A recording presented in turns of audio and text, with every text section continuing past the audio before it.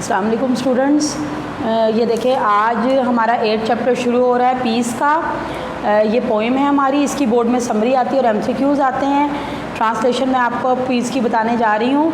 The wind is now a roaring smashing, आंधी जो है वो अब चीरने वाली है, एंड स्मैशिंग और तबाह कर देने वाली है। मॉन्स्टर ऑफ डिस्ट्रक्शन, तबाही की बला है। रैकिंग ऑल मैंस वर्क, और इंसान के तमाम कामों को उसने ख़राब कर दिया है, तबाह कर दिया है। रैकिंग का मतलब होता है ख़राब कर देना, डिसऑर्डर कर देना। फ्रॉम द वैलीज़, वादियों से, फ्रॉम द वेल से, and send them spinning broken flying, और घूमती हुई जो है वो उड़ती हुई आ रही है। बट ऑल ऑफ दैट, अच्छा ये पहला पैराग्राफ है, उसमें उन्होंने तेज़ आंधी की, विंड की आपको कंडीशन बताई है। जब आंधी तेज़ होती है तो क्या होता है। उसके बाद है but all of that not its core, लेकिन सच्चाई इस बात में नहीं है। Its centre is in truth, इसके अंदर ये सच्चाई है। इटर्नल स्टिलनेस, हमेशा रहने वाली खामोशी। ब्राइट ब्लू स्काइज, नीला आसमान। And all you hear are gentle whisper far away, और दूर से आती हुई कहीं हवा की सरगोशियाँ। एंड अनइम्पॉर्टेंट, जो हमारे लिए अहम नहीं हैं। यानी दूसरे पैराग्राफ में आंधी रुकने के बाद की कंडीशंस बताई गई हैं और पहले में आंधी का बताया गया है। इसलिए इसको नाम पीस का दिया गया है कि आंधी के बाद जो अमन की कैफियत होती है, आसमान चमकता है, हर तरफ खामोशी हो जाती है और एक पुरसकून फ़िज़ा कायम हो जाती है। स्टूडेंट इसकी समरी है वो आपको इसके नोट्स में करवाऊँगी। अब हम आते हैं इसके MCQs की तरफ। एक्सट्रीमली नॉइज़ी का मतलब आपने ये बताना है जो पोएम में वर्ड्स के मीनिंग यूज़ हुए हैं। इसका है roaring, ROARING, roaring. To be broken violently and noisily into piece.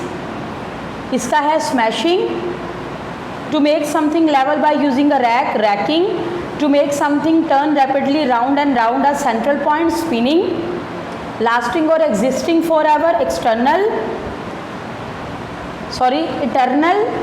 और एंड पे है विस्परिंग। उसके बाद मीनिंग है सिनोनिम्स। रोरिंग का है स्ट्रॉमी, STORMY। स्मैशिंग का है ब्रेकिंग। स्पिनिंग का है रीलिंग, WHIRLING, रीलिंग। स्टिलनेस का है मोशनलेस। कोर का है सेंटर। इसके बाद जो है हम कर रहे हैं जी, which word in each pair below has the more positive connotation to you, circle your answer. Positive connotation को करना है थ्रिफ्टी या पैनी पिचिंग, इसमें थ्रिफ्टी है। फिर पुशी या एग्रेसिव, इसमें एग्रेसिव है। नेक्स्ट है पॉलिटिशियन या स्टेट्समैन, इसमें पॉजिटिव सेंस स्टेटमेंट्स की है। उसके बाद शेफ़ या कुक है, इसमें शेफ़ है। और एंड पे क्या है, सिलेंडर। ठीक है स्टूडेंट्स। उसके बाद choose the appropriate connotation, which would you rather be called, thrifty या चीप।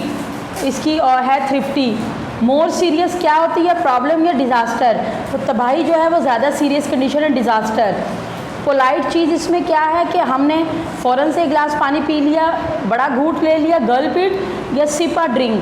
तो इसका क्या होगा, सिप अ ड्रिंक। उसके बाद जी है which would you be if you hadn't eaten for several days. अगर आप कई दिन तक नहीं खाते, इसका मतलब आप फाके कर रहे हैं, तो उसका स्टार्विंग है। Which would you be after a walk in the mud. मट्टी में वॉक करने के बाद आप क्या हो जाते हैं, फिल्थी। ठीक है, जो डस्टी आपकी हो जाती है, डस्टी कंडीशन हो जाती है। उसके बाद आपने ये बताना है explain the following idioms and find the exact, जो है आपने इसकी उर्दू एक्विलियंट्स मालूम करने हैं।